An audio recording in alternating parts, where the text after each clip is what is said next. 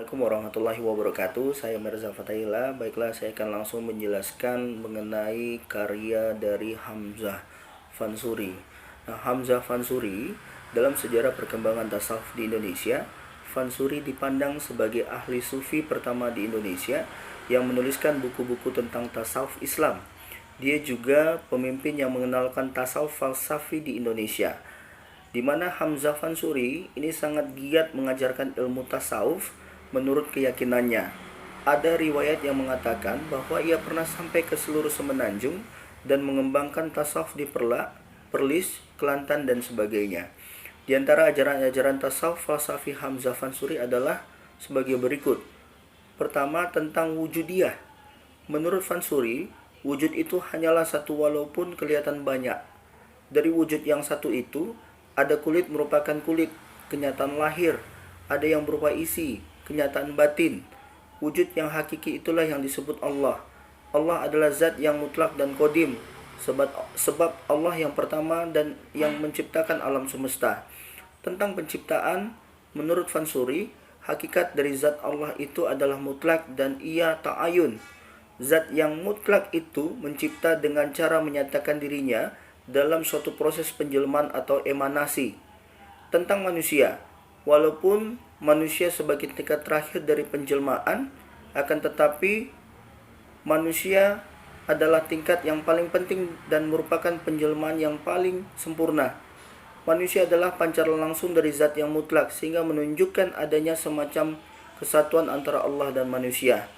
Kemudian tentang kelepasan, manusia sebagai makhluk penjelmaan yang sempurna dan berpotensi untuk menjadi insan kamil. Namun karena lalainya, maka pandangannya kabur dan tidak sadar bahwa seluruh alam semesta ini adalah palsu dan bayangan. Nah, adapun karya-karya Hamzah Fansuri yang dapat kita temui diantaranya Kitab Ansarul Arifin, Syarabul Asyikin, dan Al-Muntaha. Nah, semua bukunya berbicara tentang tauhid, makrifat, dan suluk. Unsur-unsur penting dalam buku Fansuri, pendapatnya yang diambil dari perkataan kaum sufi klasik. Karya-karya Hamzah Fansuri ada yang berbentuk syair dan berbentuk prosa. Nah, syair-syair Hamzah ini bersifat mistik dan melambangkan perhubungan Tuhan dan manusia. Syair-syairnya penuh dengan kata-kata Arab dan menunjukkan pengaruh syair Persia.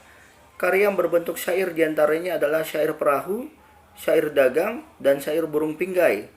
Nah, karya-karya Hamzah Fansuri yang berbentuk prosa diantaranya adalah Syarab Al-Asyikin atau minuman segala orang birahi, kemudian Asrar Al-Arifin fi Bayan il al-Suluk wal Tauhid, keterangan mengenai pelajaran ilmu suluk dan kesatuan Tuhan, serta Al-Muntahi.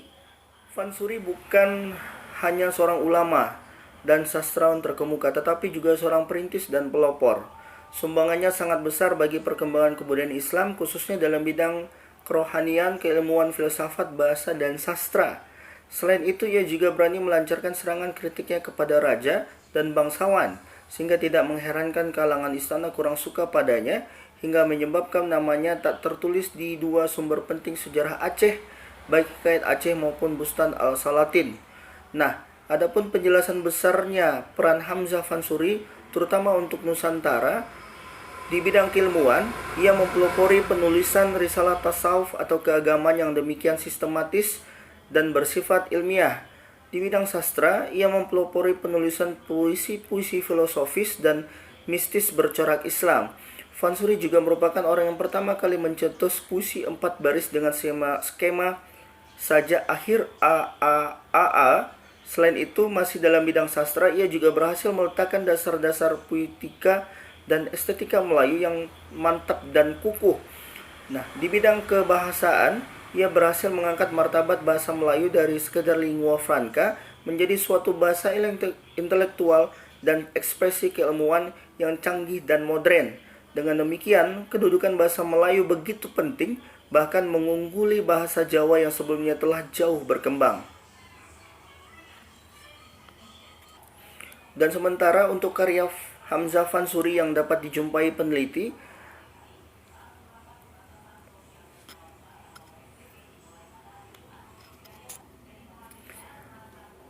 Dan sementara itu karya Hamzah Fansuri yang dapat dijumpai adalah 3 buah risalah berbentuk prosa dan 32 kumpulan syair yang menggunakan bahasa Melayu.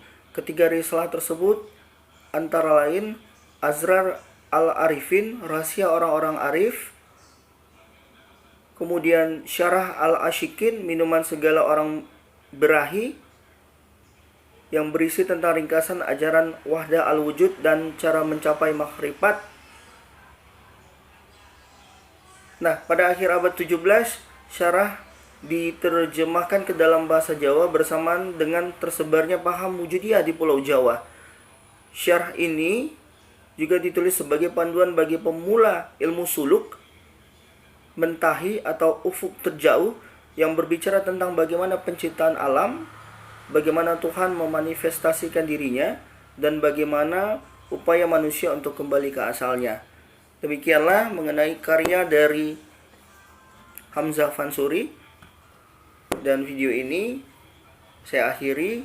Terima kasih. Wassalamualaikum warahmatullahi wabarakatuh.